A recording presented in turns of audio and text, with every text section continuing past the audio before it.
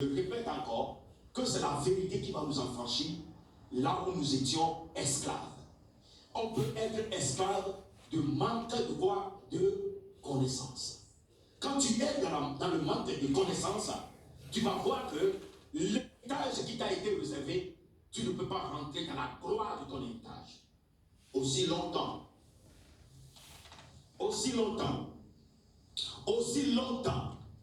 que l'héritier digne, l'héritier légal reste enfant, son héritage va être géré par les autres. Donc il faut que l'enfant qui est l'héritier puisse faire quoi? Grandir. Et on ne peut grandir qu'avec quoi? La parole de Dieu. Alléluia. Alors nous sommes là ici pour grandir. Nous sommes là ici pour écouter ce qui nous revient de droit dans la divinité céleste.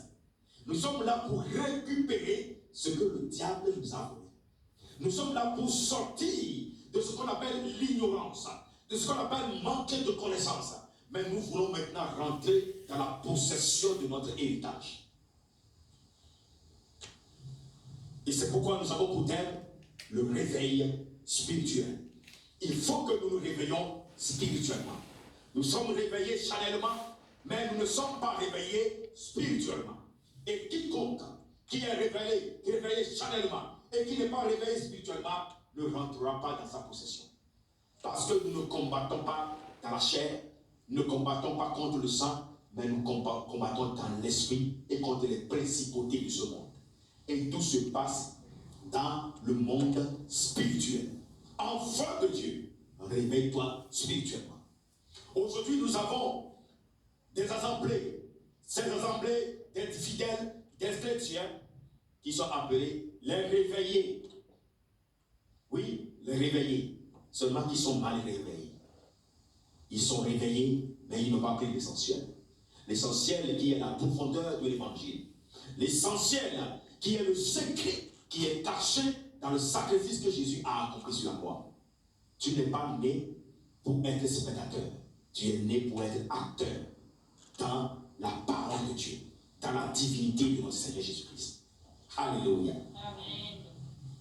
Allons dans la parole de Dieu. Nous allons lire dans Luc chapitre 5. Luc chapitre 5, le verset 17 à 26. Luc chapitre 5, à partir du verset 17 jusqu'au verset 26.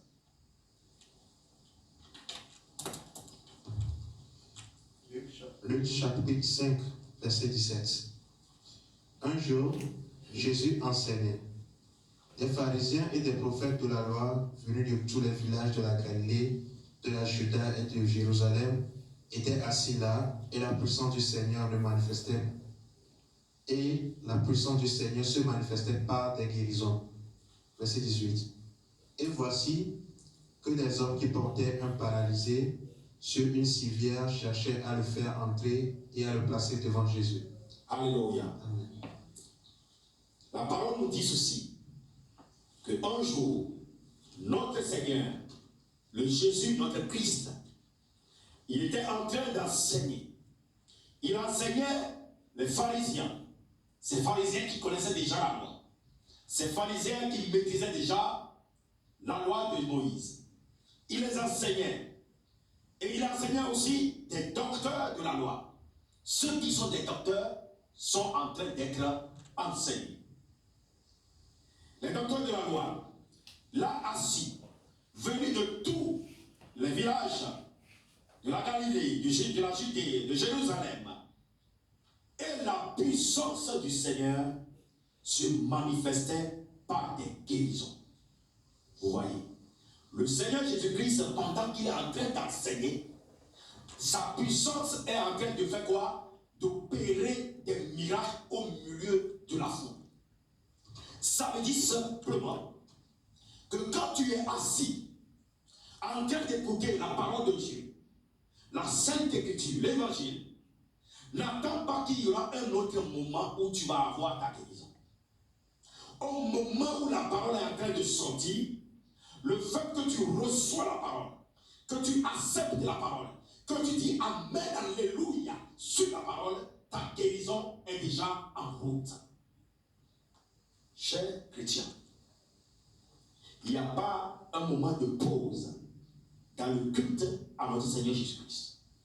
Dès le départ, le Seigneur peut commencer par opérer des miracles dans ta vie. Dès le départ.